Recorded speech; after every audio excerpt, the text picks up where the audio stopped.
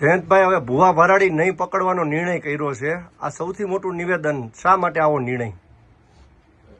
અમે વિજ્ઞાન જાથાની કારોબારીની મિટિંગ કરી હતી અને અગાઉ અમે બધા ગાંધીનગર પણ ભેગા થયા હતા.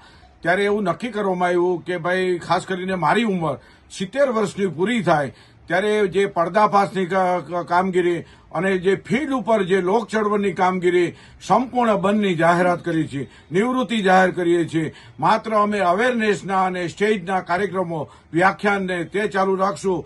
બાકી કોઈનો વિરોધ પ્રદર્શિત કરવા, સૂત્રોચ્ચાર કરવા, આ તમામ કાર્યક્રમો 70 વર્ષની આયુ પૂરી થાય એટલે તુરંત બંધ કરશું. અમારા હાથે જ ભારત જન વિજ્ઞાન જાથાના બોર્ડ છે એ અમે કારોબારીના સભ્યો સાથે ઉતારી લઈશું તેવો પણ અમે કઠોર નિર્ણય કર્યો છે.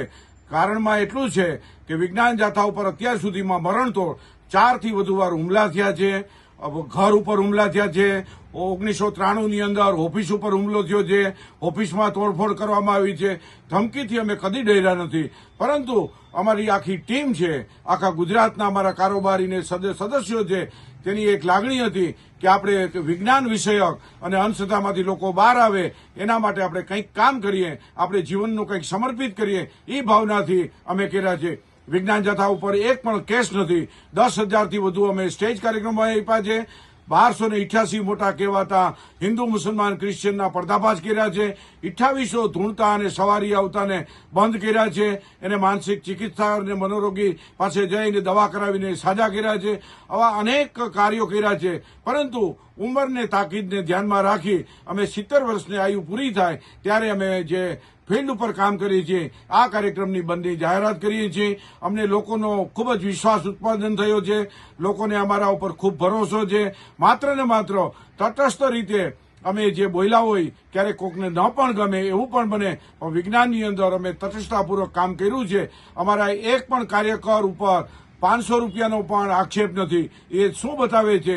એક પણ જાતિવાદ કે કોમવાદનું એક પણ દ્રષ્ટાંત કોઈ આપી નથી શકતા, ઠોસ આપી શકતી નથી. અમે કોઈ પ્રકરણ બંધ કર્યું એવું પણ આપી નથી શક્યા. આવી અમારી આખી ટીમની કામગીરી છે. અમે ખાસ કરીને નાગરિકોને વંદન કરીએ છીએ. ભુવાઓને જલસા પડી જશે તમારી આ જાહેરાત બાદ, કારણ કે વિજ્ઞાન જાથાના પાટિયા ઉતરી જાય એટલે એને તો મોજે મોજ જ પડી જશે. અમે તો અમારું કામ એવું છે કે અમે જે કામગીરી કરી છે અમે લોકોને સમર્પિત કરી. હવે તમારી બાદ કોણ જયંતભાઈ?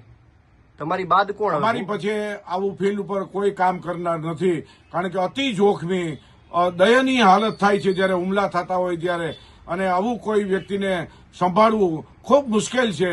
જેને સંભાળ્યું તેને પણ મૂકી દીધું છે.